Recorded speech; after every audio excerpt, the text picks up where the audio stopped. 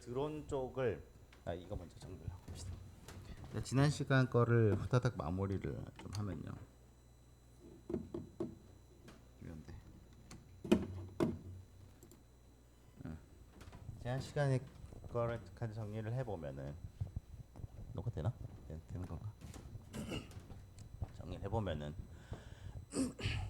일단 이 모든 그 해군 전략 자산들을 최대한 멀리 퍼뜨렸을 때 가지는 여러 가지 장점들이 있습니다. 그죠? 어드밴티지가 있고 한번 간단하게 한번 정리를 해보면은 운용상에서 굉장히 리질리언트가 급상승합니다. 그러니까 저번에 말씀드렸던 것처럼 적이 이거를 찾기가 어렵고 일단 퍼져 있으니까요. 일단 찾기가 어렵고 그다음에 찾는다 하더라도 얘가 정확하게 어떤 목표를 얘는 어떤 롤을 가진 개체인지 파악하기가 굉장히 어렵습니다. 예를 들어서 그때 잠수함 얘기할 때 잠깐 나왔지만 적 잠수함들이나 그리고 잠수함 진수할 때 보면은 어디를 가려 놓는 게 있어요. 어떤 부분을 가리냐면 선미 부분하고 그 프로펠러에 있는 추진부하고 그다음에 선수 부분 거기나 혹은 그 저기 배 그 저기 잠수함 이 선체의 밑바닥을 보통 가려요. 이걸 왜 가리냐면 뭐 선수 같은 경우는 소나 쉐입이나 이 사이즈를 보면은 혹은 재질이나 색깔을 보면은 왜냐하면 소나 쪽은 강철로 될 수가 없거든요. 다른 어떤 다른 뭔가가 있어야 되기 때문에 그쪽이 이제 보일 수가 있고 후미 같은 경우는 항상 적이 서로의 적이 잠수함을 찾기 위해서 열심히 되게 노력하는 것 중에 가장 중요한 것 중에 하나가 그 음문입니다. 음문을 잘 알고 계시죠? 음문이란 게 뭐냐면은 사람 목소리 같은 겁니다. 그래서 프로펠러의 쉐입이 어떻고 얘가 수심이 어떻고 얘가 평균 회전수가 얼마냐를 생각을 해보면은 이 프로펠러에 대충 음문이 나와요. 이게 이제 시뮬레이션을 돌릴 수 있기 때문에 이제 프로펠러를 보기만 해도 이제 대충 음문을 파악할 수가 있기 때문에 진술을 할 때 프로펠러 가립니다. 음문만 알고 있으면 이 멀리서 정확하게 이런 거죠. 이번에 우리가 214 장보고 뭐 214급을 이제 진술을 했는데 이번에 진수한 놈의 음무는 쫓아가서 얘가 이제 작전하는 사람 돌아다닐 거 아니에요. 얘 쫓아다니면서 녹음을 쫙 해요. 프로펠러 소리를. 그러면 그 어디서든 멀리서든 이 소리만 나면 얘인 줄 아는 거죠. 같은 프로펠러라도 다 모양이 다르고 그죠. 예. 그런 식으로 쫓아가는데 왜냐하면 그렇게 되면 얘 잠수함 그렇게 이제 그 잠수함을 특정할 수 있게 되면은 얘가 뭘 하는지 알잖아요. 얘를 뭘 하는지 알기 때문에 얘 주변에 누가 있을 거고 얘가 움직일 때 누구랑 같이 움직이고 얘가 움직일 때 뭐가 따라와야 되고 이런 게 알기 때문에 저기 파악하기 되게 쉽습니다. 근데 이걸 갖다가 다 퍼뜨려 놓으면은 그죠? 얘만 있다고 그럼 얘 주변에 누가 있어야 돼? 얘밖에 없네. 얘 여기 왜 왔지? 여기 왜 뭐 하러 왔지? 얘 혼자 여기 올 수 없는데? 여러 그런 정보가 없으니까 적 입장에서는 찾았다 하더라도 이걸 어떻게 파괴해야 될지 되게 어렵게 됩니다. 그리고 뭐 당연히 이제 이게 찾기도 어려워요. 왜냐면 찾기도 어려운 게 원래는 이제 막 집단으로 몰려댕기니까 위성으로도 찾을 수 있고 뭐 잠수함으로 찾을 수 있고 레이더로도 찾을 수 있고 그랬는데 이게 이제 쪼매난 것들이 쭉쭉쭉 흩어져 버리니까 일단 레이더로 찾기 힘들죠. 당장 일단 마스트 높이가 낮아지거나 저번에 봤던 것처럼 저기 UAV 같은 것들은 마스트 보셨죠? 저기 사진을 잠깐 봤잖아요. 마스트 쪼매나잖아요. 사람 그 길이는 엄청 긴데 20m 가까이 30m 되는데 마스트 저기 안테나 올라오는 건 손바닥만 하단 말이에요. 되게 찾기 어렵고 그죠? 예. 그리고 일단 퍼져 있단 말이에요. 그죠? 그러면은 얘를 제거했을 때 다른 위협이 없을 거냐 보장을 못 한단 말이에요. 얘 찾았다고 주변에 뭐가 있는지 알 수가 없고 얘가 지금 얼마나 큰 작전 반경의 일부인지 파악하기 어렵기 때문에 섣불리 건드리기도 어렵습니다. 왜냐면 이거 건드렸다가 내 위치 이게 디코일 수 있잖아요, 그죠? 예, 이제 점점 무인 체계가 오기 때문에 예전에 사람이 타던 유인 체계는 그런 리스크가 있죠. 얘가 죽을 각오하고 여기 오지 않았을 것이다라는 가정을 해서 그러니까 얘가 일단 최소한 사람이 타고 있는 장치라면 목숨 걸고 여기 기만하러 오진 않았을 것이다라는 가정이 가능한데 지금은 여기 무인 잠수함이 있다고 잠수정이나 수상함이 있다고 해서 이게 기만인지 아닌지도 파악하기 어렵습니다. 이거 죽으라고 온 건지 이걸 죽이면서 우리가 공격을 하면 우리 위치를 알아내려고 오는 건지 굉장히 그러니까 작전상으로 되게 어려워집니다. 그런 게 있고요.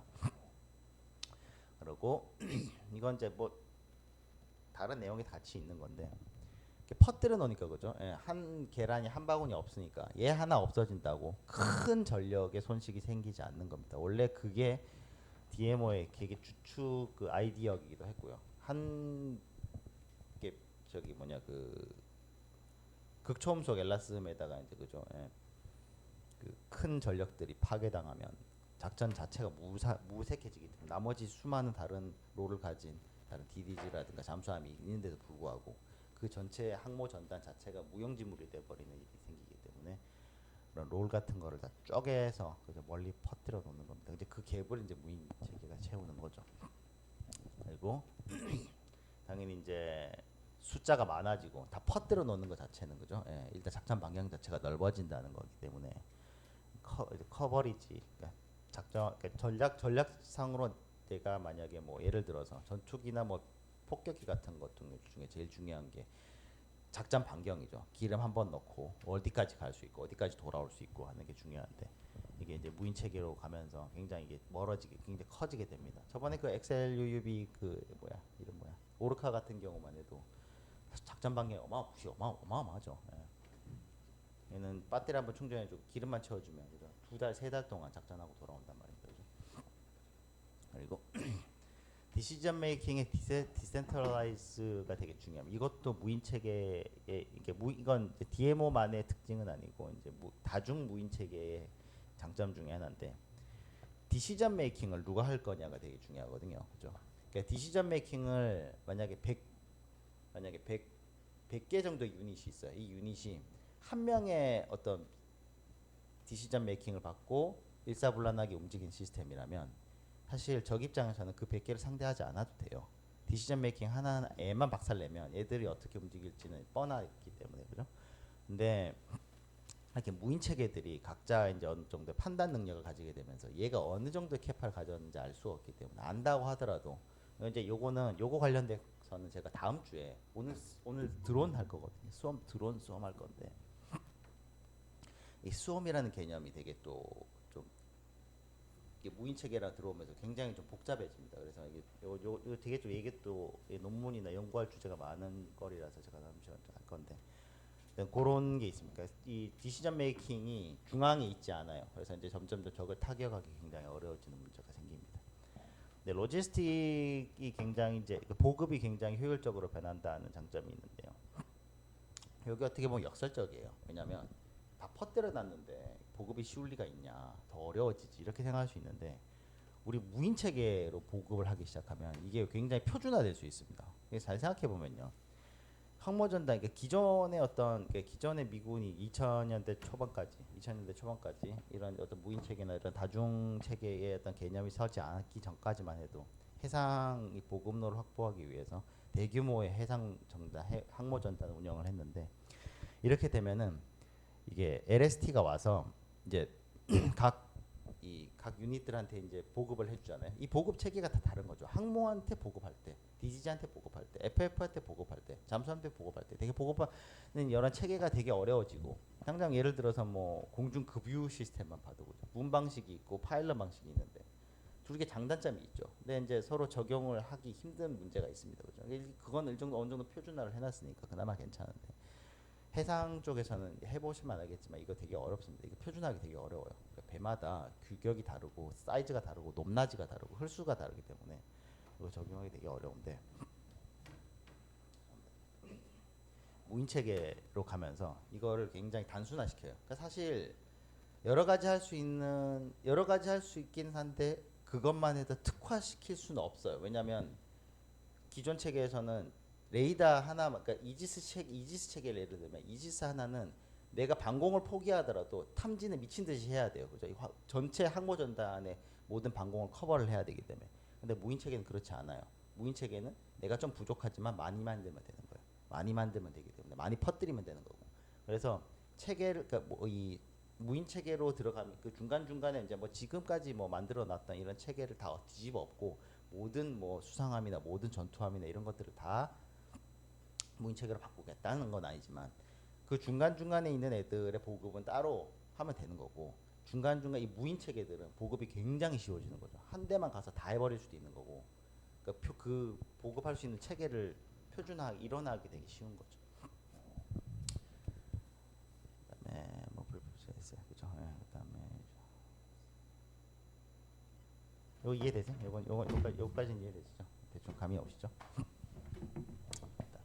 왜냐면 이게 사람이 하는 게 아니니까 그죠? 그러니까 뭐 경비 교대 이런 게 필요 없습니다, 그죠? 예, 그런 거고. 그다음에 결국은 이제 얘네들이 하는 목적 중에 하나가 이제 목적이 이제 오른쪽에 이제 쭉 나가는데 결국은 얘네들이 하는 거는 이제 사람이 아직까지는 그죠? 사람이 이 유인 체계를 서포트하는 것들인데 이제 이 무인 체계들이 지금까지는 전략적으로 그러니까 전술적으로 얘기했는데 전략적으로 들어가게 되면은 얘들은 사람이 없어요, 그죠? 예, 얘는 소모품 그러니까 최악의 경우 소모품으로 사용할 수 있는 그런 레버리지를 가집니다. 그래서 그 시호크 있죠? 시호크 기억나세요? 시호크가 이제 시헌터의 업그레이드 버전입니다, 그죠? 예. 뭐 모양은 똑같이 생겼는데 배터리도 커지고 뭐 센서도 더 많이 붙고 뭐 홀수도 커졌습니다. 네, 그런 거 보면은 얘네들이 뭘 하냐면요. 얘네들이 기만을 해요. 전자전 아세요, 여러분? 전자전 중에 이런 게 있어요. 전투기가 어떤 전파를 받잖아요. 전파를 받으면 전파를 받고 튕겨내는 그 전파에 그것도 약간 시그니처 같은 거예요. 그러니까 이게 영화나 이런 데서도 한 번씩 나오는데 내부의 스파이들이 뭔 짓을 하냐면 전투기의 힛 시그니처를 적곡하게 넘겨주는 역할을 해요. 그런 거 보면 뭐냐면은 똑같은 FA18이라도 이쪽 기체에 달린 엔진하고 이쪽 기체에 달린 엔진하고 엔진 다 똑같죠. 다 똑같은데 이게 적외선 3의 카메라로 찍어보면 조금씩 다르다면 똑같을 수가 없어요. 왜냐하면 사람이 하는 거고 실제 물리적으로 뭔가 존재하는 것들이기 때문에 똑같을 수가 없거든요. 그래서 엔진 뒤에서 이게 적외선을 딱 찍었을 때 보통 힛 시그니처가 있어 항상. 그러니까 얘가 만약에 아음속으로 날고 있을 때 혹은 초음속으로 날고 있을 때 엔진 후부에서 나오는 이 열 표식이 고정적입니다. 이걸 알면 뭐 저기 뭐냐 뭐 지상 약간 뭐 저기 뭐냐 뭐 지대공 미사일 이런 체계에서 얘를 명확하게 알고 쫓아갈 수가 있거든요. 기만전에 속지 않을 수가 있는데 요즘 기만전에 어떻게 나가냐면 그 힛 시그니처를 미믹을 합니다. 내가 내 전투기 알잖아요. 내 전투기 똑같이 찍어요. 똑같이 찍고 이 힛 시그니처를 내는 이런 적외선을 방사하도록 만들어요. 똑같이 그런 식으로. 그러니까 지금 이건 진짜로 안 속을 수가 없습니다. 체프나 이런 것들은 요즘 이제 그 열영상을 2D 이미지로 만들었고 이미지 이제 이 테두리를 읽어내는 레벨까지 왔기 때문에 그게 잘 안 통하는데 이걸 더 다시 돌아가면 배에서도 똑같아요. 배에서도 똑같아요. 배도 주말트나 이런 요즘 최근에 나오는 배 수상함들 보면은 최대한 이 탐지 거리를 줄이려고 그러니까 이 수평선에서 넘어오면서 또 넘어온 이후에 또 최대한 이 탐지 거리를 줄이기 위해서 여러 가지 이제 전파가 이제 되돌아가지 않고 딴 데로 튀게 만드는데 그런 이 전파 반사 특성까지 미믹을 할 수 있는 그런 전파를 방사하는 애들을 그런 것을 알고리즘을 심어 넣는 겁니다. 그러면 얘는 사실 저기 시오코 보셨잖아요. 되게 쪼매놨잖아요. 되게 배가 그러니까 약간 좀 소나 때문에 배를 되게 얄쌍하게 만들어가지고 그래서 이게 세 개 파드가 생긴 형태로 생기는 그걸 뭐라 그러지? 삼동선이라 그러나? 예. 이제 그런 형태로 생겼지만 실제로 외부에서 봤을 때 얘는 옆에서 같이 돌아다니는 알레이버캄 DD하고 똑같이 보이는 그런 짓을 할 수가 있어요. 그런 게 있고. 요즘 이게 하도 발전이 빠르다 보니까 중국이나 러시아도 지네들도 이제 기만전에 대한 되게 체계가 있기 때문에 좀 깊게 들어가면 또 공부할 게 있습니다. 그다음에 얘네들은 그죠? 이런 거요. 마인 지뢰 작업하러 가는데 그죠? 얘 항상 목숨 걸고 가잖아요. 네, 얘들은 필요 없죠. 마인이 있을 것 같으면 얘가 그냥 가서 찾으면 되고. 사람이 없기 때문에 그런 효율이 극대화가 되는 거죠. 극단적으로 효율이 좋아지는 거죠. 그다음에 여차하면 가서 내가 대신 얻어맞는 거죠. 여차하면 내가 가서 뭐 이것저것 했는데 안 됐어. 그럼 이제 내가 가서 내가 물리적으로 가서 어려 내가 대신 맞아주고 그죠? 그런 게 되는 거죠.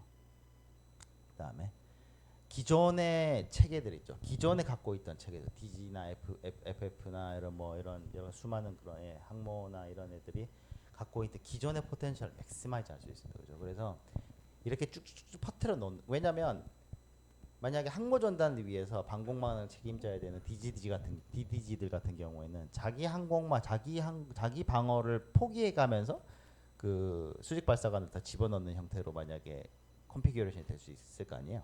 근데 이제 점점 그런 게 없어지고 그런 거를 이제 다른 이제 무인 체계들이 맡으면서 내가 갖고 있는 뮤니션의 사용을 훨씬 더 효율적으로 할 수 있게 되는 거고, 또 내가 그걸 다 싣고 댕길 필요가 없습니다. 그죠? 무인 체계에다가 나눠서 실으면 되는 거기 때문에. 거기다가 아까 얘기했던 판단 체계도 이제 쪼개졌기 때문에 굉장히 효율적으로 내가 이걸 판단을 해야 되는데 내가 갖고 있는 센서나 내가 갖고 있는 자료로는 이게 적인지 아닌지 내가 몇 발을 써야 되는지 판단이 안 간단 말이에요. 근데 무인 체계들 갖고 있는 센서들이 있으니까 훨씬 더 정확한 판단을 할 수 있게 되고 걔네들이 직접 더 판단을 할 수 있게 되는 거죠. 연료도 적게 쓸 수 있을 거고요. 그죠? 내가 굳이 안 가도 됩니다. 그죠? 무인 체계가 가서 내 작전 반경의 이 경비 구역을 굉장히 효율적으로 구성할 수 있게 될 거고요. 그래서 이런 장점들이 있습니다. 해상 체계에서 미군이 DMO를 추진하는 가장 근본적인 이유가 이제 이런 것들입니다. 사실 이게 보면은 완전 다 뒤집어 엎는 것 같아요, 진짜로. 그죠? 근데 진짜 이렇게 해야 되고 지금 상황에서 봤을 때는 그죠? 그래서 지금까지 봐왔던 게 이런 것들이고요. 쭉 봐왔으니까 자세하게 얘기 안 하겠습니다. 그 레인저 이렇게 기억하세요. 레인저 여기 오른쪽 위상단의 레인저. 이 사이즈 되게 큽니다. 그죠? PT 1TU 보이세요? 근데 지금 요즘 대부분 미군이나 이런 그 미국이나 영국에서 계속 체계를 만들 때 이거를 다 발전기하고 모든 걸 다 지금 1TU에 다 집어넣으려고 하는 이유가 여기에 있습니다. 우리나라도 이번에 한화에서 만든 그 천광이죠. 명명이 천광으로 됐는데 그 레이저 무기 걔도 1TU 안에 들어갑니다. 다 그렇게 다 지금 다 사이즈로 다 그렇게 만들어놨어요. 레이더 체계도 그렇고 발전기나 그렇죠. 그래서 이번에 뭐 SMR 얘기 많이 나오는데 SMR도 지금 한 6개인가 5개인가로 지금 클래스가 나눠져서 개발이 들어갈 거라고 해요. 근데 그 중에 하나가 1TU 안에 들어가는 겁니다. 1TU 그러니까 다 차지하진 않아요. 1TU 한 80% 정도 차지한 걸 제가 봤는데, 근데 뭐 차폐는 어떻게 할 건지 그것도 되게 좀 복잡하긴 하죠. 그래서 그런 것들이 있다. 오르카 되게 크죠. 사진으로 봤을 때 되게 상상보다 되게 크죠. 오르카. 네, 사람 거주 구역이 없기 때문에 좀 카고가 이만합니다. 그죠? 나머지는 다 추진 체계고 그죠? 배터리하고.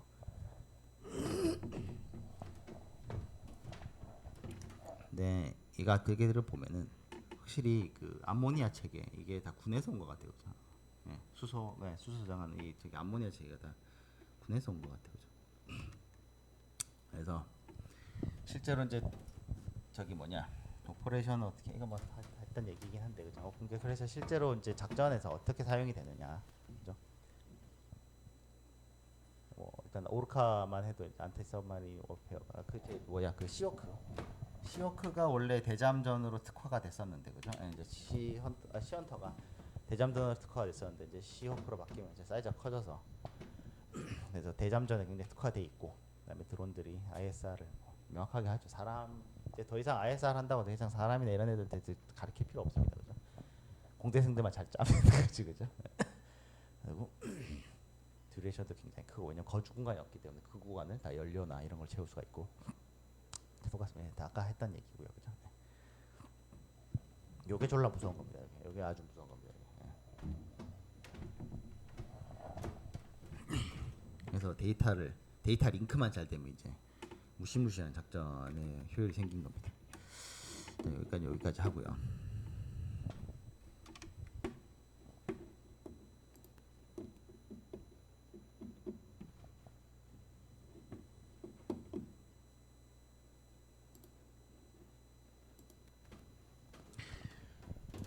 무인 체계 중에 이제 사실 무인이라는 이거의 어떤 잠재력을 가장 어떻게 보면 촉발시켰던 것 중에 하나가 그죠. 우리 일반인 입장에서 그죠. 관심을 촉발시켰던 것 중에 하나가 사협 쿼드코프터입니다. 그죠?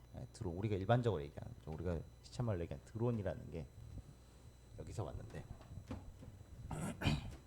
사실 드론이라는 게요, 그죠? 작기 때문에 가지는 장점이 있어요. 그죠? 작고 운용하기 쉽고 싸고 이게 쿼드코프터라는 이 폼팩터가 굉장히 비효율적인데 그 비효율이 어마어마한 안정성으로 커버가 되기 때문에 그죠? 그리고 여러 가지 버세틀리티로 커버가 되기 때문에 사용을 하는 건데 얘네들이 한 개만 있을 때 하고 한두 개만 있을 때 하고 수십 개 수백 대가 있을 때 하고의 이 작전에 대한 어떤 이 작전이랄까 운영에 대한 이 개념 자체는 완벽하게 달라집니다. 그러니까 이게 완전 거의 전술과 전략 입장에서 바라볼 수 있을 정도로 굉장히 볼 수 있는 게 많아서 일단 부제가 현실적으로 나토인데 사실 나토도 준비 많이 해요. 많이 하는데 아무래도 자유진영은 서로 이렇게 의견 조율이라는 프로세스가 필요하기 때문에 지금까지 통합된 체계에 나와 있지 않은데 여기서 지금 제일 무서운 게 중국입니다. 중국 굉장히 무서워요. 이쪽은 사실 뭐 영상이나 이런 것만 해도 그렇고 당장 지금 우크라이나 러시아전에서 양쪽을 싸움 붙이는 게 지금 중국이죠, 그죠? 양쪽을 싸움 붙이는 게 중국이에요. 사실 뭐 사람들 말은 안 하지. 사실 최신 전투 체계 이런 거에 지금 각축장이에요, 지금 서로. 애꿎은 러시아 국민들하고 우크라이나 국민들만 죽어나가고 있는데 거기다 북한도 같이 이제 북한도 같이 들어갔죠. 미사일 몇 개 맞고 막 수백 명 죽었다고 그러는데 한 번에 지금 그렇게 되고 있는데 죽는 사람 많이 있습니다. 근데 어쨌든 지금 뭐 얘기는 안 해서 그렇지 5만 걸 다 하고 있을 겁니다. 5만 걸 다 하고 있을 거고 그 중에 이제 중국이 여러 가지 이제 제공을 하는데 사실 여러분 DJI 알잖아요. DJI가 그냥 일반 민간 기업이 아니잖아요. 민간 기업이 아니고 지금 이게 시장 점유율이 너무너무 높다 보니까 뭔가 대체할 수가 없어요, 사실. 그죠? 이걸 그냥 그 군사적인 이런 거죠. 부엌칼이 사람 찌를 수 있으니까 이걸 뭐 다 시장에서 걷어낼 수도 없는 거고. 문제는 이 드론들은 기본적으로 네트워크나 이런 들러붙어야 뭔가 작동을 하는 거기 때문에 이게 뭘 갖다 주는지는 우리는 알 수 없습니다. 그죠? 뭐 들이파면 알겠지만 중국은 이걸로 어마어마한 이득을 보고 있을 겁니다. 엄청난 교리를 이제 수정할 수 있는 데이터를 얻고 있을 거고. 그래서 이 얘기를 좀 한번 해봐야 되지 않을까 해서 시작을 했는데 원래 이거를 한 번으로 끝내려고 했는데 이게 이 뭐지 여러분 플럭이죠 플럭. 여러분 새들 그 새 물이 날아가는 것들 있죠. 이런 거 하고 이제 제가 그런 수험 자체에 대한 수험 자체에 대한 그래서 제가 제목을 수험 인텐젤러스라고 했어요. 뭐 드론 수험 이런 걸로 안 하고 다음 시간까지 하려고. 그래서 이게 그러니까 전술적으로 볼 수 있는 전술적으로 볼 수 있는 영역이 있어요. 그러니까 드론 하나 하나가 폼팩터가 가지는 장점이 있고 이것들이 어떤 이제 전략적으로 사용될 때, 전체 이 운용에서 사용될 때 하고 이 포텐셜이 또 굉장히 다릅니다. 그래서 이걸 좀 한번 얘기를 해보려고 주제를 잡았습니다. 드론 수험이란 거 뭐냐? 다 아시는 내용이지만 그죠? 많으면 됩니다. 많으면. 옆에 이제 위에서 사진 보시면 아시겠지만 새들입니다. 그죠? 새들인데 저기 새종 이름이 뭐였다 까먹었다. 맨날 이거 일주일 만에 3번 찾아봤는데 까먹었네. 새 이름이 있는데 얘들이 되게 유명한 새들인데 그죠? 얘들이 이 군지 비행을 할 동안 서로 다른 새들하고 부딪히질 않아요. 되게 신기합니다, 진짜. 얘네들은 고정익도 아니고 그죠? 이게 날갯짓을 하잖아요. 날갯짓을 하면서 그죠? 되게 수직꼬리 날개도 없고 그죠? 그런 되게 제한적인 비행체기 폼팩터를 갖고 있으면서도 되게 기민하게 저렇게 움직일 수 있는 게 되게 신기한데 이제 생명체 단백질 시스템의 장점인데 얘들은 얘들 수게 막 한 1000마리쯤 된다고 칩시다. 얘네들이 하늘에서 이렇게 움직이는데 누군가가 이걸 조종할까? 그렇지 않습니다. 얘네들 각각의 개개체는 굉장히 단순한 몇 가지의 룰만 가지고 움직여요. 근데 그거를 크게 이제 멀리서 봤을 때 이게 굉장히 우리 걔네들은 인지하고 있지 않지만 우리가 이제 큰 그림을 봤을 때 그 전체 군집에서 봤을 때는 어떤 새로운 뭔가가 생긴다는 거예요. 이게 되게 신기한 겁니다. 이게 여러분 그거 아세요? 주파수 A하고 주파수 B하고 두 개를 섞으면요. 주파수 A하고 주파수 B만 생기는 게 아니에요. 주파수가 총 3개가 생깁니다. 되게 신기해. 이거를 레조넌스라고 하는 게 있는데 소리급세 하나하고요. 소리급세 2개를 땡 치잖아요. 땡 치면 나 영상도 제가 하나 넣어드릴게요. 이게 지금 생각이 나서 한 건데 이게 2개가 합쳐지면 2개의 주파수 말고 또 하나의 주파수가 생겨요. 2개의 서로 상호작용을 하면서 되게 이게 우주의 법칙 같은 거예요. 2개가 항상 하나를 그러니까 2개가 합쳐졌을 때 2개로만 가만히 남아 있지 않습니다. 사람도 똑같잖아요. 둘이 합치면 항상 뭐 하나 나오잖아. 애 나오잖아, 그죠? 네. 사랑으로만 끝나지 않습니다. 항상 뭔가 카타스트로피가 생기고 전투에도 똑같아요. 분명히 서로의 이익을 위해서 전투를 했는데 뭔가 다른 근데 불똥이 튀어서 뭔가 우리가 예측하지 못하는 뭔가를 튀는 건데 그러니까 뭔가가 생기거든요. 그래서 걔네들 개개인은 이 개개 개체들은 인지하지 못할 거예요. 근데 큰 쪽에서 봤을 때 어떤 패턴이 보이는 거지. 얘네들이 날아가는 거죠. 얘네들은 그 패턴을 각 개개 개체들이 갖고 있지 않아요. 근데 이걸 뭉쳐놨을 때 버추얼리 그런 게 보인다는 거죠. 그게 처음에 이거 다음 주에 얘기를 하겠습니다. 그래서 보면 어떤 패턴이 있긴 있죠. 이런 걸 드론 수험이라고 하는 게 일단 한 놈이 아니고 여러 놈이 움직이면 그죠? 드론 수험이라고 하는데 매시브 아이스트로픽 드론이라고 하는데 이게 아이스트로픽 같은 놈들이어야 돼요. 같은 놈들. 그러니까 우리는 이제 저런 새 무리를 만들려고 하는 게 아니니까 다 똑같은 걸로 해야 된다 제한 사항이 생기는 건 아닙니다. 근데 문제는 이제 어쨌든 같은 이 드론 수험이 각각의 드론 개체가 아니라 전체 수험이 가지고 있는 어떤 목적이나 어떤 오퍼레이션 수행하기 위해서 그런 베리언스는 있을 수 있는데 기본적으로는 아이소트로픽이다, 그죠? 같은 놈들이 여러 개 모여야 통신도 쉽고 체계도 쉽고 운용도 쉬우니까, 그죠? 이게 자폭 드론이 될 수도 있고, 그죠? 예. 그다음에 굉장히 조직화돼서 어떤 패턴을 저번에 얘기했던 안드릴의 그 수당 미사일, 그죠? 예. 설명하면서 그때 말씀드렸죠. 타겟 3개를 박살내기 위해서 5개를 쐈는데 그 중에 하나 떨어졌어. 그러면은 기존에 있던 애들이 나머지 네 놈들이 서로 통신을 하면서 또 3개를 박살내기 위한 최적의 포메이션으로 변경을 하는 그런 패턴을 왜냐하면 자기가 혼자가 아니기 때문에 그런 게 가능하죠. 네. 녹화하고 있습니다. 녹화 안 했나? 녹화 버튼 눌렀잖아. 하고 있어요. 하고 있어요. 안 하면 큰일 나지. 예, 세 번밖에 없네. 그리고 네, 이게 한두 놈이 아니다 보니까 그죠? 페이로드 종류가 여러 가지가 될 수 있습니다. 그죠? 예. 여러 가지 뭐 폭탄이 될 수도 있고 뭐 센서가 될 수도 있고 기만이 될 수도 있고 그죠? 예. 그다음에 패스파인딩은 이제 세마이 풀리 오토메이션 보통 이게 얘네들이 한두 개가 아니다 보니까 이제 나중에 차후 이제 설명 또 하겠지만 패스파인딩을 하는 방식이 크게 두 종류로 나눌 수 있습니다. 드론 수험의 모든 드론들의 모든 패턴을 중앙 체계에서 관리를 할 거냐, 모든 패턴을 우리가 계산을 중앙 시스템에서 할 거냐, 아니면 자연계에서 배운 것처럼 각각의 놈들이 그죠?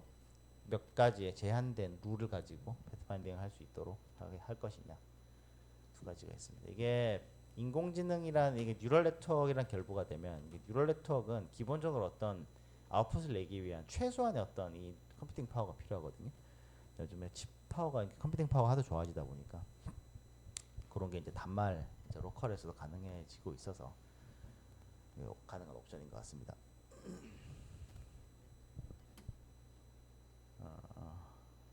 이게 그리고 이제 한두 놈이 움직이는 게 아니죠. 자기만 패스파인딩 한다고 되는 게 아니에요.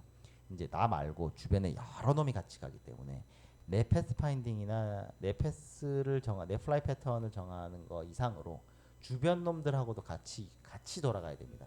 이게 굉장히 중요해요. 그래서 그렇죠. 이게 자기 것만 하면 되게 쉬운데 자율주행이 그래서 어렵죠. 예, 자율주행 자동차들이 그래서 어렵습니다. 그죠? 예, 옆에 놈이 어떻게 움직일지 모르니까 이게 어려운 겁니다. 플랫폼은 여러 가지 형태로 될 수 있는데 이게 저번에 보셨던 것처럼 이 일반적인 수송기에서 그죠? 일반적인 수송기에서 이게 디플로이가 될 수도 있고 또 뭐 차량에서 디플로이가 될 수도 있고 또 뭐 잠수함이나 뭐 여러 가지 형태로 디플로이가 될 수가 있습니다. 그죠? 최근에 보면은 여기 디플로이 패턴에 보면은 대부분 미사일 형태 그죠? 기존에 갖고 있던 미사일 론처의 형태에다가 얘네들 우겨 넣는 방식으로 되고 있죠. 자 패턴 이 드론 군집 비행의 큰 세 가지 패턴 separation, alignment, cohesion 이렇게 있는데 cohesion 뭐 앞에 두 개 건 뒤에 드시고 cohesion이 되게 중요하죠, 그죠? cohesion이 아까 얘기했던 것처럼 서로 계속 통신을 해가야 되는 통신을 하지 않더라도 최소한 서로 파악을 하고 있어야 되는 거죠. 센서 가지고.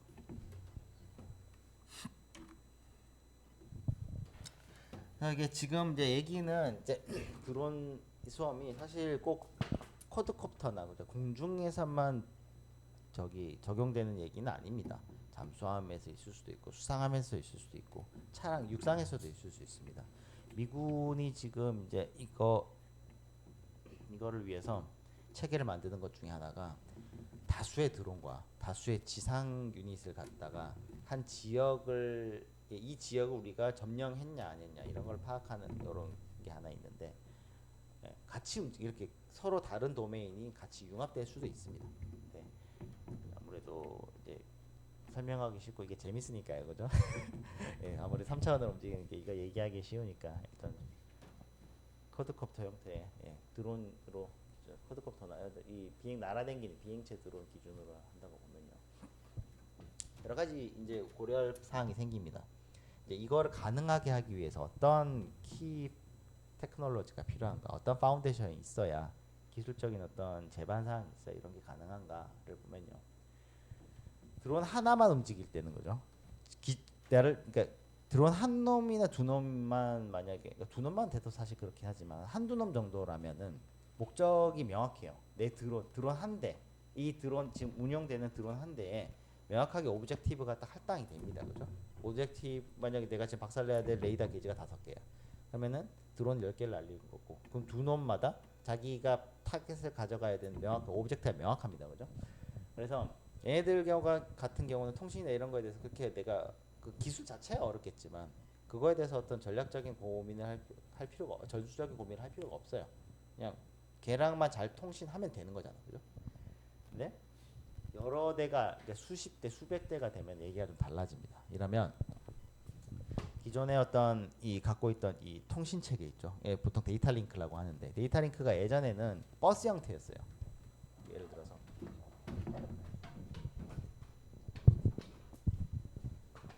시끄러운 게 없네 이제.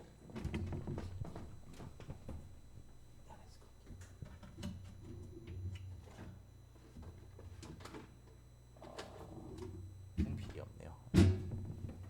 예전에 그런 거 있었다. 그냥 얘기합시다. 그래서 어쨌든 기술이 있는 이게 통신을 하려면 서로 데이터 링크 예전 같은 경우는 데이터 링크라고 버스 방식이었는데 어떤 식이었냐면 이 전투기가 지금 레이더를 쫙 긁어서 가지고 온 정보 있죠. 뭐 NTDS 얘기합시다. 그러니까 이 배가 쭉 레이더 긁어서 지금 저기 몇 개 있고 방공에서 지금 방공체계 지금 내가 지금 레이더 스캔한 결과 있죠. 이거를 패킷 하나에다 묶은 다음에 그러니까 브로드캐스팅을 합니다. 그러면 그 중에 받은 놈 중 하나가 그 다음 노드가 되고 그 다음 노드가 자기 데이터를 거기다가 뒤에다 붙여요. 그 다음도 뒤에다 붙이고 뒤에다 붙이고 뒤에다 붙이고 그래서 쫙 한 바퀴 돌아요. 해당 전단이라 해당 작전 구역에 있는 이렇게 딱 한 바퀴 돌아요. 이거 도는데 이제 뭐 예전 같은 경우 그러니까 항공체 같은 경우 2초 뭐 해군 체계 같은 경우 뭐 8초 뭐 이런 식으로 정해진 게 있었어요. 뭐 TDS라고 해가지고. 근데 이제 이제 점점 이제 시스템이 올라가고 대역폭이 넓어지고 데이터 양이 많아지다 보니까 더 이상 그렇게는 안 되고 이제 직접 통신을 하기 시작하는데 그거 한계 때문에 이제 위성 통신이 대안이 됐고 위성 통신이 딜레이 때문에 사실 일반 군에서 써먹을 수 없는 상황이 되다 보니까 스타링크나 이런 애들이 나오게 된 거죠. 스타링크 뭔가 그런 게 나오게 된 거죠. 그래서 그러면 이제 얘네 이 수십 수백 대를 같이 이제 우리가 얘네들이랑 통신을 해야 돼요. 뭐 최소한 어떤 통신을 하기 위한 주요 노드들을 만들어 놔야 돼요. 주변 애들 데이터를 수집을 해갖고 나한테 보내줄 그런 애들은 최소한 있어야 되는데 이렇게 하다 보면 주변끼리 지네들끼리 통신하는 것도 대역폭이 되게 크고 오버헤드가 큰데 걷다가 이제 이 업링크까지 우리가 파악을 하기 위해서는 굉장히 이 컴퓨테이션 용량이 커져야 됩니다. 일반적으로 보통 통신 체계 같은 경우는 OS로 통신을 안 해요. 뭐 SDR이란 개념이 이제 거기서 나오는데 그런 것보다는 일반 칩으로 찍혀서 나오는 게 많거든요. 그래서 딱 하드웨어 자원을 이미 일단 픽스하게 점유를 해놓고 있습니다. 이걸 이게 자유롭게 움직이기가 되게 어려워요. 그래서 수가 어느 정도 늘어나면 이 이미 확보된 이 피지컬한 점유 뭐 주파수가 될 수도 있고 타임이 될 수도 있고 타임 슬롯이 될 수도 있고 이미 이게 픽스하게 잡혀버리거든요. 그래서 어느 수가 넘어가게 되면 그 체계를 뒤집어야 되는 상황이 생깁니다. 그래서 이런 게 되게 설계하기 어려운 기술 중에 하나예요. 수십 대 수백 대의 드론들이 일사불란하게 내가 목표한 오브젝티브를 수행하기 위해서 혹은 중간에 오브젝티브의 방향이라든가 어떤 운영이 바뀌었을 때 실시간으로 걔네들한테 업데이트 시켜줄 수 있는 그런 프로토콜이나 데이터 링크가 굉장히 중요합니다. 그리고 아까 이제 잠깐 설명했지만 로케이팅 되게 중요합니다. 내가 실제적으로 타겟에 가기 위해 한 로케이팅이 있겠지만 지금 여기서 얘기한 네트워킹 로케이팅은 진에 들어온 군집 있죠. 수업 안에서의 자기가 어디 있는지를 명확하게 알아야 되는 겁니다. 그러니까 아까 얘기했던 것처럼 만약 새들 플럭 같이 그 완전 막 갖다 붙어서 가는 영상 좀 다 보겠지만 갖다 붙어서 가는 입장에서는 당장 옆에 놈들 안 처박는 것 되게 중요해요. 그렇잖아요. 옆에 있는 안 처박는 게 되게 중요합니다. 그러다 안 처박기 위해서 안 처박으면 최대한 넓게 벌리면 되지. 넓게 벌리다 보면 군집이 수험이 커지죠. 수험이 이 전체 이 운영하는 얘네들이 커지죠. 그러면 디텍팅하기가 쉬워지는 거고 타해당하기 쉬워지는 거고 그런 게 있기 때문에 서로 가능하면 주어진 목적에 따라서 이 수험을 운영하는 그 비행 패턴이라든가 이런 걸 결정하는 이게 다 정해집니다. 거기에 맞춰서 이제 로케이팅이나 어떤 네트워크나 이런 주기라든가 이런 기술이 중요해집니다. 로케이팅 같은 경우는 간단하게 설명드리면 보통 UWB나 초음파 혹은 이제 지상국의 데이터를 받아오는 그런 경우도 있고요. GPS 사용하면 되는데 GPS는 정확도가 떨어지고 주기가 낮기 때문에 지상국의 업데이트랑 같이 운영됩니다. 보통 그 다음 슬라이드 하겠지만 드론 쇼 드론 쇼 보면은 정말 포지셔닝이 되게 정말 정밀하잖아요. 그렇지 않으면 그게 안 되니까 그죠? 그런 것들이 보통 그걸 MTK라고 하는데 뒤에서 얘기하겠습니다. 그런 게 되게 중요합니다. 그런 기술이 있어야 됩니다. 예. 고속도로 날아가는 그런 비행체들이 서로 근접해 있는 걔네들끼리 통신을 하면서 혹은 센서링을 하면서 내가 어디 있는지를 파악하는 그런 기술. 그다음 오버래핑 쉐어드 이건 뭐 딱 보면 알죠. 내가 가지고 있는 데이터, 내가 가지고 있는 데이터 이걸 쫙 다 모아가지고 좀 통합된 데이터로 만들 수 있는 그런 기술. 그다음에 센서 기술들, 그죠? 센서 기술이 중요하고. 이거 아까 얘기했으니까 그죠? 이게 항상 그림을 갖고 내가 좀 이게 좀 더 선명 갖고 오면 이게 좀 잘 안 보이네, 그죠? 대충 보입니까? 예. 요게 아까 제가 잠깐 초기에 말씀드렸던 그런 방식이고, 그죠? 저 위에 게 이제 서로 통신을 하는 방식이고, 그죠? 예. 저 오른쪽에 있는 거는 드론 통신은 아니고 육군에서 하는 방식인데 이 스마트 병사 그거 중에 일환 중에 하나인데 병사들이 이제 그 센서들 다 갖고 있단 말이에요. 심장 박동, 뭐 혈압 이런 거 쭉 다 붙여가요. 막 영화 같은데 보면 왜 이렇게 막 특수전하는 사람, 특수 요원들 이렇게 막 사람들 하나 붙여놓고 죽을 때마다 X 이렇게 되는 거 있잖아요. 그런 걸 하는 거거든요. 그 일반 병에서 하는 건데 이제 이 드론들이 그 병사들 이 소대 있죠. 소대 근처로 왔다 갔다 하면서 데이터 수집하는 그런 것들인데 통신 얘기하면서 얘기하려다가 그런 게 있습니다. 대충 통신이 되게 중요하다는 건 아시겠죠? 센서링하고죠. 예. 사실 폼팩터는 사실 올 때까지 왔잖아요. 예. 돈만 있으면 사실 뭐든 하지. 이런 게 중요한 거죠. 이게 되게 중요합니다. 이게 보면요. 우리나라도 전투기 미국 전투기 받아갖고 실력을 파닥파닥 쌓아온 다음에 그죠? 예. 미군이랑 얘기가 잘 되고 전체적으로 어떤 큰 그림이 다 그려지자마자 우리 어때요? 전투기 바로 나오죠, 그죠? 사실 KF-X 오래되긴 했어요. 근데 그대로 나도 미군이나 어떤 이런 협의에 대한 어떤 방향성이 명확하게 이루어지지 않았다면 지금처럼 이렇게 일사불란하게 안 나왔을 거예요. 근데 그런 게 되게 중요하거든요. 근데 어쨌든 그런 거는 따라올 수 있어요. 근데 우리가 못 따라가거나 되게 따라가는데 힘든 건 뭐냐? 소프트웨어. 소프트웨어 되게 어렵습니다. 이게 소프트웨어도 두 가지가 있는 게 있는데 하나는 이제 물리적인 이 어페런트스를 가동하기 위한 소프트웨어가 있고 예를 들면 ISR 레이더 같은 거죠. ISR 레이더 같은 경우는 TR 모듈도 뭐 어렵긴 해요. 좀 이제 뭐 또 주파수 올라가고 이게 이 저기 뭐 처리 용량이 늘어다 보니까 갈륨으로 이제 베이스를 깔아야 되는데 그게 잘 안 되니까 중국이 그걸 계속 못 하고 있다가 우리는 했어요, 그죠? 했고 그것도 어렵긴 하지만 TR 모듈이나 이제 하드웨어 자체를 만드는 건 크게 어렵지 않아요. 그냥 하면 되거든요. 우리가 반도체 잘하기 때문에. 근데 그거 신호를 받아서 혹은 보내는 그 처리하는 게 어마어마합니다. 되게 간단한 고등학교 수학 지식을 기반으로 이 완전한 이 시스템을 구성을 하는 건데 레이더 이거 공부해 여러분 레이더 공부해 보면 되게 재밌습니다. 진짜 레이더 이쪽 공부해 보면 하드웨어 소프트웨어 다 있어요. 다 들어 있는데 하여튼 그런 게 되게 어렵습니다. 근데 그것도 소프트웨어인데 이런 전체 큰 그림을 그리는 것도 소프트웨어예요. 이걸 잘하는 게 지금 안두리는 겁니다. 이걸 너무너무 잘하고 있기 때문에 그냥 갖다 붙이는 거예요. 지네들끼리 이제 하드웨어는 업체들 다 사요 그냥. 업체들 이거 잘하는 업체들 사. 오르카 만드는 업체 사. 뭐 드론 만드는 업체 사. 뭐 차 잘 만드는 업체 사. 사가지고 자기네들 AI에다가 다 갖다 붙이는 겁니다. 그러니까 국방부에서 얘네들한테 투자하는 이유는 그 운영이라든가 어떤 철학이나 그런 것도 있겠지만 이 회사 갖고 있는 AI 자산이 굉장히 크기 때문에 거기다 투자를 하는 거라고 보시면. 근데 그런 게 되게 어려워요. 소프트웨어 따라가기 되게 어렵습니다. 그래서 이제 그러니까 사실 드론 만드는 기술이야 뭐 가봐야 뭐 2, 3만 원, 뭐 만 원도 안 되는 가격에 드론 살 수 있잖아요. 실제로 그렇게 싸게 만들 수 있거든요. 만들려고 하면. 근데 그걸 갖다가 이제 뭘 하느냐, 그게 이제 소프트웨어가 되게 중요한 거죠. DJ가 그런 거 정말 잘하고 있었던 거고 전략적으로 얘네들 큰 그림을 본 겁니다. 그래서 왜 드론 소음을 쓰느냐, 왜, 그죠? 이게 다 알겠지만 이건 버추얼리 임파서블입니다. 이게 못 막습니다. 이게 뭐 몇백 대, 뭐 수백 대 오게 되면 이것도 못 막습니다. 이거 진짜 막으려면 막을 수 있겠긴 하겠는데 그건 이제 시간이 걸릴 거긴 할 때 당장은 지금 이걸 막을 수가 없습니다. 그렇죠. 당장 그렇죠. 그 안드레 설명할 때 그랬잖아요.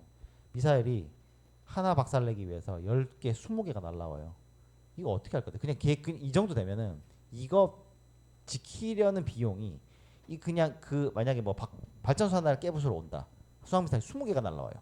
그러면은 이거 생각을 해봐야 돼. 이거 맞추기 위해서 그러면 우리는 이제 미사일 40발을 쌓아 올려야 되는데 20발 맞추기 위해서 최소한 40발 쌓아 올려야 되는데 이 40발 비용이 이 발전소 비용하고 맞먹나? 여기서부터 그걸 고민해봐야 됩니다. 그러니까 지금 전 발전소 박살나서 우리가 이거 맞추기 위한 미사일 40발의 비용으로 우리가 전력에 큰 문제 없이 그 다음 발전소를 지을 수 있는가? 여기까지 고민해야 돼요. 지금 20발이 날라오고 있는데 되게 생각을 많이 해야 됩니다. 이게 그래서 버추얼 임파서블 하다고 하는 겁니다. 그다음에 이게 드론이 이런 거죠. 잘 생각해 보세요. 내가 적군의 군수 기지를 하나 박살내야 되겠어요. 그래서 순항 미사일을 보내는데 순항 미사일을 날리는데 이 순항 미사일을 내가 이제 여기 박살내려면 딱 이제 폭발 반경이랑 뭐 이제 쭉 계산을 해봤더니 순항 미사일 토마호크 3발이면 될 것 같아. 그러면은 날아가다 떨어질 테니까 6발을 쏴야겠죠? 그럼 6발을 쏴요. 그러면은 잘 생각해 보세요. 3발이 어떻게든 3발이 그 군수 기지에 명중을 해야 목표 달성이죠. 그죠? 맞아요? 폭발력이라는 거 다 그저 탄도하고 워헤드하고 다 계산했을 거 아니에요, 그죠? 예, 다 계산했는데 그러면 3대가 가서 박살내는 거 하고 30대가 가서 박살내는 거 하고 누가 더 확실히 박살낼 수 있을까요? 그러니까 똑같은 워헤드예요. 똑같은 워헤드인데 만약에 내가 100 내가 10킬로톤이 필요해. 10킬로톤이 필요한데 이거를 10킬로톤의 폭발력이 필요한데 이걸 내가 세 대에다가 나눠 담을 거냐, 30대에다 나눠 담을 거냐, 300대에다 나눠 담을 거냐는 그죠? 누가 봐도 후자로 갈수록 성공 저기 미션 성공률이 극기하급수적으로 올라갑니다. 그죠? 300대 중에 한 10개 박살났다고 쳐봐요. 그럼 300 그럼 10%예요. 그죠? 3대 중에 하나 날라갔다고 봐요. 몇 프로예요? 33%입니다. 그죠? 예. 그러니까 에셋의 집중을 다 쪼개는 거예요. 이것도 사실 DMO 우리 얘기했던 그 DMO 중에 하나. 이게 모든 지금 보면 체계가 다 이렇게 가고 있어요. 육군이든 공군이든 다 전술 이게 다 이런 식으로 가고 있습니다. 우리가 이거 배운 거죠. 자연에서 개미나 벌이나 이런 데를 배운 거죠. 우리가. 밑에 건 당연히 방금 얘기했던 것처럼 그렇고요. 그리고 이게 아까 말씀드렸던 것처럼 이게 여러 개를 만들어야 되기 때문에 비싸게 못 만들어요. 그러면 싸게 왕창 찍어내야 되거든요. 그러다 보면 애들이 똑같아져요. 애들이 똑같아지다 보니까 교체가 쉬워요. 교체도 쉽고 보내기도 어디다 갖다가 디스패치하기도 쉬운 겁니다. 뭐 이거는 그렇죠. 뭐 깊게 생각하면 깊게 들어가는 건데 이게 그래서 지금 보면은 지금 요거는 이제 이건 사담이긴 한데 지금 미국에서도 이 얘기가 되게 오래 전부터 나왔어요. 지금 미국의 모든 그러니까 우리나라만 봅시다. 우리나라 지금 보면요. 우리나라의 군수를 만들어내는 회사 몇 개입니까? 총 몇 개예요? 큰 회사들 6개가 채 안 됩니다. 예, 우리나라 특유의 뭐 이렇게 뭐 회사를 쪼개는 이런 거를 무시하면 그죠? 한화, 그다음에 LIG 넥스원, 그다음에 풍산. 또 뭐 생각나는 회사 있습니까? 삼성? 네, 삼성테크인 뭐 이런 회사들 그죠? 탈레스 뭐 이런 회사들 있죠, 그죠? 몇 개 없단 말이에요, 그죠? 미국도 똑같아요. 그래서 카르텔이라는 얘기가 나온 거예요. 미국도 지금 봐봐요. 지금 몇 개 남았어요? 5개밖에 안 남았습니다. 보잉, 럭키드 마틴, 그다음에 저기 노스트롭 그루만, 노스트롭 그다음에 저기 뭐냐, 노스트롭 그다음에 또 누구야? 보잉, 그다음에 RTX 5개밖에 안 남았어요. 애들이 다 한단 말이에요. 얘들이 다 하다 보니까 얘들 계약이 어떠냐면 제가 이거 안 그래도 요거 관련된 영상 하나 설명 좀 해주는 영상도 같이 붙여 넣어서 드릴 건데 이게 되게 문제예요. 얘네들 계약을 어떻게 하냐면 개발을 위한 모든 개발비를 일단 정부 세금에서 받아요. 그러면 이제 얘네들은 실비로 청구를 했죠, 그죠? 나 이거 개발하는데 얼마 들었어? 나 이거 하는데 얼마 들었어? 이거 하는데 얼마 들었어? 그럼 실비로 청구했잖아요. 실비로 청구하니까 회사 입장에서 어떻게 해요? 이익이 안 남잖아요. 그래서 이익을 걷다 붙입니다. 근데 이 이익이 퍼센테이지로 계산이 돼요. 그러다 보니까 어떻게 돼요? 무기에 대한 가격이 계속 올라가요. 계속 올라갑니다. 막 가격이 계속 올라가다 보면 사람 어때요? 비싼 돈 받는 사람이 더 바쁘게 일합니까? 안 그렇죠. 안 그렇죠.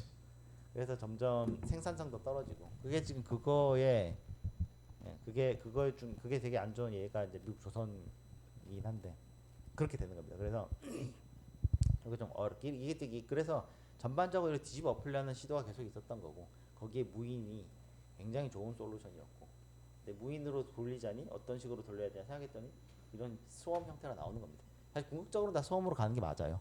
굉장히 싸고 엄청나게 빨리 찍어낼 수 있고 교체가 가능하고 자 방금 오르카나 이런 애들은 물 속에서 움직여야 되기 때문에 어쩔 수 없는 겁니다. 이걸 뭐 미친 듯이 이런 걸 찍어낼 수는 없는 거고 그럼 물 속에서 움직이는 게 작아질수록 작전 방향이 좁아지기 때문에 그건 어쩔 수 없거든요. 우리가 얘기하는 수험이라는 걸 가장 극단적으로 볼 수 있는 게 이런 공중체계입니다. 이게 가장 극단적으로 볼 수 있습니다. 자, 맥시멈 모든 맥시멈 효율 맥시멈입니다. 옆에 보면은 요런 폼 팩터가 있어요. 이게 지금 개발되고 있는 걸로 알아요. 예, 이거 승인은 안 나는 걸로 아는데 회사에서 개발하고 있습니다.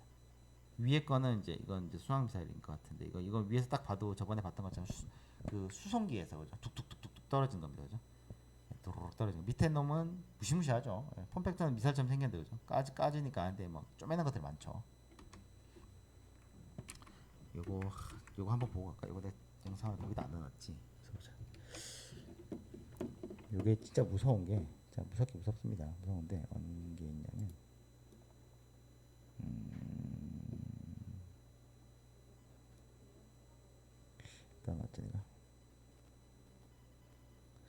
영화 장면이었는데 어떤 아저씨.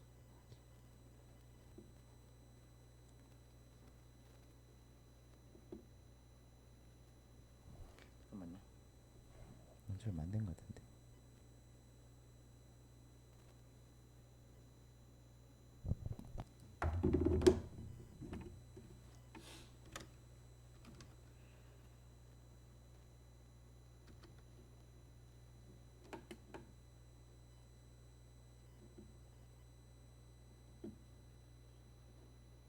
아 이거다.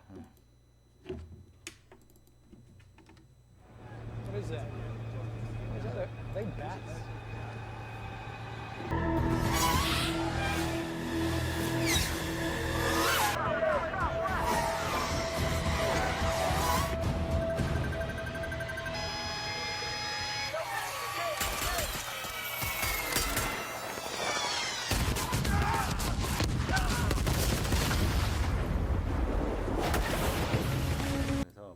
그래서 막는다고 하더라도 굉장히 많은 비용이 소모될 거고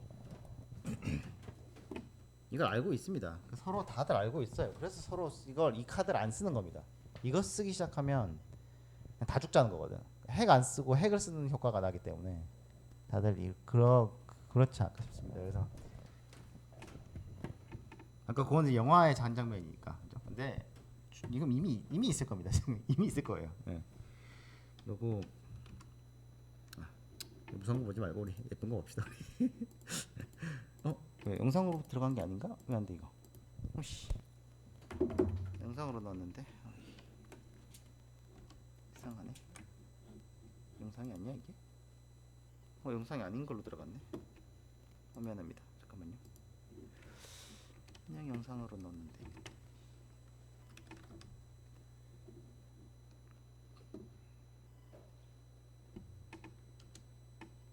있다. 저거구나. 말고 영상을 내가 영상 넣었다고 안 넣었구나. 잠깐만요. 영상으로 봅시다 우리. 예쁜 거 한번 보고 가자고. 무서운 거 말고.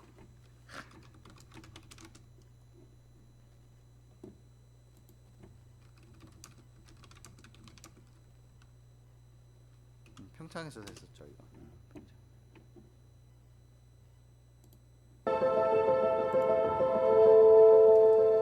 I wouldn't have guessed this was possible. To break a record of flying 2,000 drones at the same time controlled by a single computer. 들었어요? 컴퓨터 한 대를 몇 대 관리한다고? 2,000대. 민간 기업에서 그죠? 인텔처럼 이렇게 조직화되고 효율 못 뽑아내는 회사에서 만든 게 이 정도예요. It's quite amazing to see. When we heard about the 50th anniversary celebrations for Intel, we said, how do we contribute to that? How do we make it big? And getting the Guinness World Record is really special for all of us. So the Intel Shooting Star drone is a drone dedicated for light shows. It doesn't have any sensors, it doesn't have any cameras. It only has an LED underneath. 들었어요? 얘네들은 드론끼리 서로 통신하지 않아요. 얘한테 센서 같은 게 없어요. 중앙 PC에서 다 관리하는 겁니다. 요거에 관련. We designed the Intel Shooting Star system where we could fly a limitless amount of drones. Every single time we do a show, it's quite unique. This one is really special. You'll see the history of Intel in the night sky. All of you is in position? Military in position. 3, 2, 1, launching.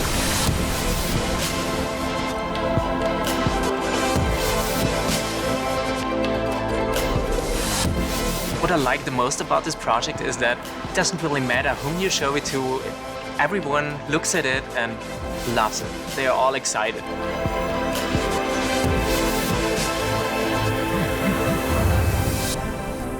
I can now announce that you have broken the current Guinness World Records title for the most unmanned aerial vehicle. I'm overcome with gratitude. We have an amazing team that always is focused on how do we make sure that we give the best experience to the audience. Experiencing the scale, the sheer number of lights up there, I guarantee you get goosebumps.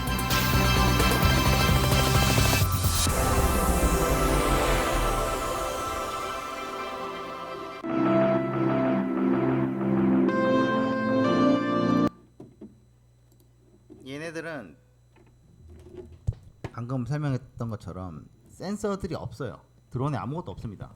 그래서 얘네들 어떤 식으로 제어가 되냐면, 뭐야? 슬라이드는 어디 갔어? 응? 날려먹었네. 잠깐만, 링크로 그러면 잠깐만. 어떤 식으로 하냐면은 일단은 센서가 없어요, 그죠? 그러면은 그러니까 다른 드론들이랑 통신할 수가 없습니다. 그러면 어떻게 할 거냐? 좀 사실 단독으로 뭔가 자기 위치를 알려면 GPS밖에 없는데요. GPS는 여러분도 알다시피 그런 저 정도 정밀도가 안 나와요. 그래서 어떤 기술이 쓰이냐면 DK라는 게 있는데, 잠시만요.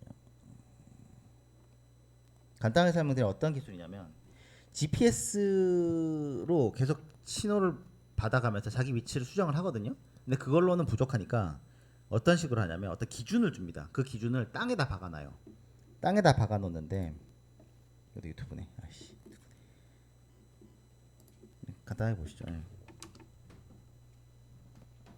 In this video, we will talk about the technique called real-time kinematic, or RTK.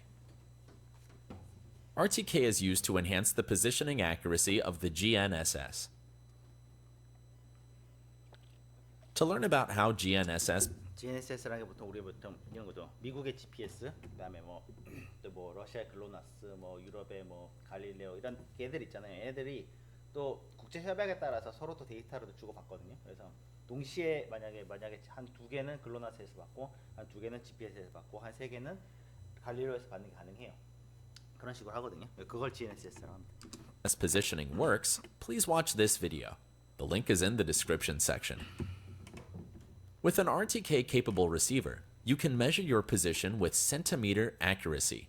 이게 땅에다가 먼저 기준을 두는 거예요.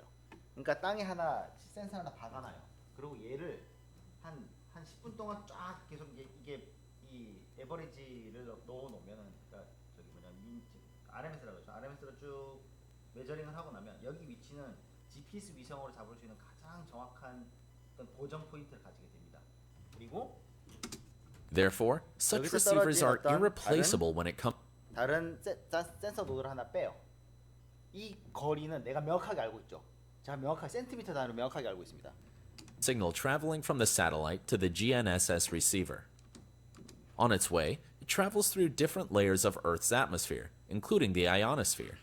This affects the signal's propagation and introduces some measurement errors that a standalone GNSS receiver can't solve. These errors reduce calculation accuracy. 이게 결국은 이게 서로 다른 어떤 전리층을 통과하면서 신호가 퍼지고 회절되고 굴절된단 말이에요. 그래서 이론적으로는 이게 삼각측량 하나 명확하게 나와야 되는데, 고도하고 위치 정확하게 나오는데 그럴 수 없다는 거죠. So a GNSS receiver can't provide positional data better than meter accuracy. 근데 이제 이걸 극복하는 건 딱 두 가지예요. 한 가지 시간을 들이거나, 하나 센서를 더 많이 늘리거나 한 건데, 왜냐하면 이게 센서를 늘렸을 때 이 에러를 잡을 수 있는 이유는 뭐냐면, 여러분들 알다시피 서로 다른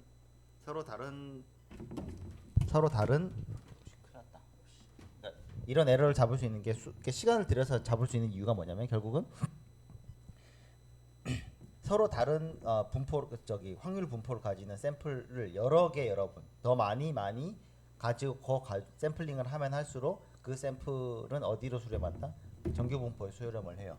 그럼 우리가 확률 분포를 알고 있기 때문에 에러를 밀어버릴 수가 있는 거죠. 가우시안은 결국은 내가 민값으로 고정을 해놓으면 얘는 그냥 에버리징하면 다 없어지는 거잖아요, 사실. 그래서 시간을 들이면, 사실 나도 그렇죠. 휴대폰 딱 가만히 들고 개활지에 있든 어디 있든 가만히 시간만 들이면 점점 정확해지거든요. 근데 실제로 내가 지금 그럴 시간이 없잖아요. 계속 이동하고 있는데, 그죠? 그런데 계속 이동하고 있는데. 그래서 땅바닥에다 이런 걸 하는 거죠. 땅에다가. RTK resolves these errors by using the second GNSS receiver located nearby.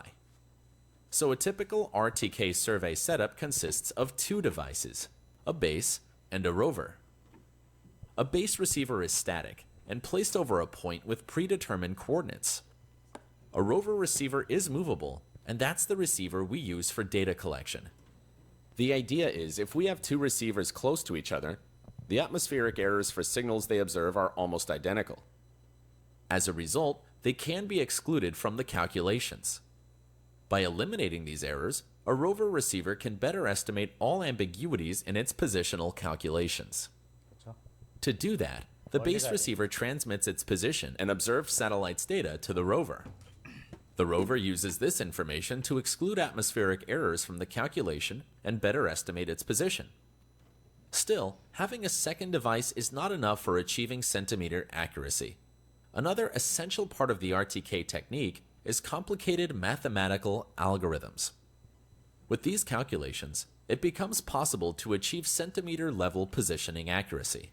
Let's look at what the RTK calculations consist of. First, there is the pseudo-range measurement. The pseudo-range is an estimated range between a satellite and a receiver. 이건 좀 이제 수학적인 내용이에요. 그러니까 거리를 재기 위해서 이 펄스 수를 카운팅을 하거든요. 이걸 이제 수도 레이징이라고 해요. However, the pseudo-range measurement is not a very accurate way to find the distance. This brings us to the carrier phase measurement. The carrier phase is a more advanced way of determining the distance between the satellite and the GNSS receivers. The radio signals from the satellites are traveling in sinusoidal waves to the receiver on the ground. 주파수를 알고 있으니까 우리가 파장을 알고 있죠. 그러니까 우리가 이 파장을 알고 있으면 그냥 단순하게 때려봐서 이 파장 곱하기 거리를 하게 되면 이 파장 수가 나오니까요. 이걸 카운팅하는 거거든요. 이제 이 정도 되면 이제 센티미터 단위로 할 수 있는 거죠. 실제로 UWB 같은 경우가 센티미터 단위로 뭔가를 매저하기 위해서 그냥 단순히 그냥 피지컬리만 봐서 그러니까 프로세싱 파워를 제외하고 봤을 때 10기가를 사용하면 해상도가 3cm가 되잖아요. 그죠? 근데 10기가라는 게 지금 우리 컴퓨팅 파워에서 그렇게 쉽게 처리할 수 있는 애가 아니란 말이야. 그러니까 이런 방식으로 쓰는 거예요. 카운팅. With the carrier phase measurement, we can understand where exactly we are in the phase. However, to calculate the distance, we need to know how many full cycles there are between the satellite and the receiver. So, after calculating the phase, our goal is to count how many wavelengths there are. Knowing this number, and that each wave is about 20 centimeters long, we can calculate the distance between the receiver and the satellite. The process of finding out the number of full wavelengths is part of very detailed computations that go on inside the rover receiver. Once the pseudo-range measurements and carrier phase distancing have been calculated to several different satellites, it is possible to determine the receiver's position accurately. 이게 센티미터 레벨로 할 수 있는 겁니다. 그래서 지상국을 운용을 할 수 있는 상황이라면, 그러니까 아까 봤던 것처럼 인텔이나 이런 고정된 상황에서 운영을 할 수 있는 그런 상황, 그런 위치라면, 얘네들이 이거 700개인가 500개 하는데 3억 정도, 3억 아까 300K 달러 정도, 300K 달러 정도 되거든요. 안 싼데. 하여튼 얘네들이 이거를 의뢰를 받을 때 저거를 줘요. 너네가 만약에 500대 띄울 거야? 그러면 이만큼 부지가 확보돼야 돼. 너 700대 띄울 거야? 이만큼 부지가 확보돼야 돼. 너 700대 이상이야? 그럼 밑에 물이어야 돼. 뭐 이런 저걸 리콰이어먼트를 줍니다. 그것도 이런 거를 위한 이런 걸 위한 정밀도를 위한 어떤 그런 메저먼트의 그런 파라메터기도 해요. 대충 이해되시죠? 이런 식으로 굉장히 정밀하게 지상국을 운영한다 그러면 이런 굉장히 정밀한 이런 알고리즘 사용할 수가 있습니다. 그러니까 사실 알고리즘이란 거 이제 GPS 회사에 생기시면 GPS 구현해 보시면 이제 GPS를 계산하는 여러 가지 방식들이 있고 알고리즘이 있거든요. 이거는 이제 업체마다 다 달라요. 그래서 GPS 칩들의 성능 차가 그렇게 다들 똑같지 않은 겁니다. 이런 게 있고. 근데 이거는 이제 사실 군용으로 쓰기는 어렵죠. 왜냐면 내 국경 넘어가면 이걸 더 이상 사용할 수가 없으니까요. 그죠? 그런 이슈가 있습니다. 이게 제가 몸 상태도 안 좋고 해서 일단은 사진을 일단 안 갖고 왔는데 사진 다음 주부터 제가 좀 요것도 마무리 쏙 쓰라락 하면서 진행을 할게요. 이게 그래서 실제로 이제 운영되는 게 이런 게 있습니다. 그러니까 실제 지금 전력화까지는 아니더라도 지금 프로젝트가 이미 진행이 되고 있고 이미 알려지진 않았지만 사용을 하고 있는 걸로 펜타곤 레플리케이터라든가 이카루스, 멤브레인, 이 UAE랑 사우스 아프리카가 이런 쪽으로 되게 많이 해요. 사우스 아프리카도 되게 이런 쪽으로 저걸 많이 합니다. UAE는 그렇다 치고 지금 요즘 사우디하고 UAE하고 되게 좀 불안하죠. 정말 불안할 겁니다. 예. 중동도 그렇게 빨리 잦아들 이유가 없어진 거죠. 예, 그 정황상 두 전쟁이 이렇게 정리가 될 이유가 없습니다. 라이트닝, 러시아가 했던 거고 스페인 운용되는 것들이 있어요. 그래서 요거에 대해서 이제 간략하게 다음에 시간에 간략 정리를 하고 수험이 이게 이제 지금까지는 이제 어떻게 보면 전략적으로만 보여드렸어요. 그러니까 실제 기술적인 드론이 어떻게 포지셔닝하고 UWB 이제 슬라이드 있었는데 제가 다 가져올게요. 뭐 하다가 좀 날려먹은 것 같은데.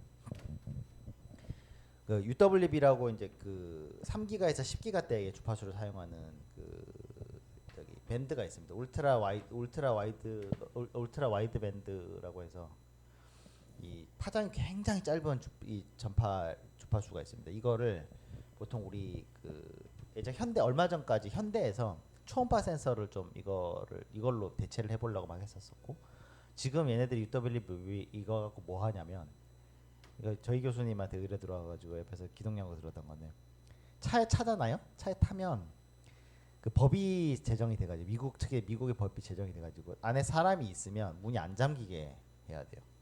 애들 여름에 막 마트에 애 실려 있는데 뭐 막 애들 죽는 그런 경우 있었잖아요. 그래서 법이 바뀐 게 그래서 그런 게 있어서 미국에다가 차를 팔려면 그걸 해야 되거든요. 그래서 현대가 이제 이걸로 이제 무슨 센서를 사고 뭐 이걸 살려니까 돈이 비싼 거야. 근데 예전에 통신한다고 UWB 칩을 왕창 사는 게 있었대요. 브로드컴이랑 계약을 잘못해갖고 무슨 쓸데없는 칩을 왕창 샀는데 이걸 처리를 못해가지고 교수님 갖고 와서 이거 갖고 안에 사람 몇 명 있는지 좀 할 수 있냐 갖고 왔어요. 주파수도 안 맞고 되게 어려운데 어쨌든 해서 드렸어요. 교수님 성공해서 드렸는데 어떤 식으로 하냐면 해상도가 10기가쯤 되면요 해상도가 3cm까지 돼요. 그죠? 파장이 3cm라고 3cm. 이렇게 되면은 뭘 볼 수 있냐면요 심장 박동 있죠. 심장이 움직이잖아, 퉁퉁 움직이잖아. 이걸로 생기는 도플러를 읽어낼 수가 있어요. 그래서 차에 타면 레이더가 쫙 때려요. 쫙 때려서 여기 지금 심장 몇 개 있나를 봐요. 네. 그걸로 안에 사람 몇 명 있나를 봐요. 어른하고 애를 구분해야 되기 때문에 네. 그렇게 하는데 어쨌든 그런 센서를 쓰거든요. 그런 센서를 쓰는데 어쨌든 그런 센서라든가 뭐 이제 뭐 초음파다 뭐 레이저나 이런 방금 얘기했던 MTK 이런 지상국이나 이런 여러 가지 방법들로 각 하나하나의 드론들을 어떻게 제어하느냐의 기술이었던 거고요. 사실 이제 이거는 이제 수험을 운용하기 위한 어떤 기술적인 제반 사항인 거고 이제 그건 제가 좀 최대한 좀 데이터를 많이 넣어서 레퍼런스 많이 넣어드릴게요. 여러분 레퍼런스 꼭 보세요. 예, 재미없어도 제가 재미있는 걸로 최대한 넣어드릴 테니까요. 영어 공부한답시고 그리고 다음 시간에는 제가 이제 이 수험을 단순히 이런 기술적으로만 바라볼 게 아니라 수험을 어떻게 우리가 운용을 할 거냐에 대한 이슈가 있습니다. 이게 사실 논문거리로 되게 좋아요. 여러분 AI 넣기도 좋고 수학 계식도 많이 들어가고 그다음에 여러분의 상상력도 많이 들어가요. 이게 자연계에서 우리가 뭔가를 배워오는 거기 때문에 여러분 이런 거는 여러분 좀 한번 봐두시면 좋을 것 같아서 다음 시간에는 수험이 실제로 운용될 때 어떤 모양으로 운영이 될 거고 또 이거를 우리가 어떻게 제어하고 관리할 수 있는지 이런 거를 좀 한번 얘기를 해보도록 하겠습니다. 실제 이게 그래서 체계나 이런 데서 어떻게 적용이 되느냐 그런 얘기도 좀 하고 몸이 너무 안 좋아서 오늘은 여기까지 하겠습니다. 혹시나 질문 같은 거 있으세요? 혹시 뭐 이제 지금 우리가요. 이거 녹화 좀 끄고 하죠. 지금 우리가요.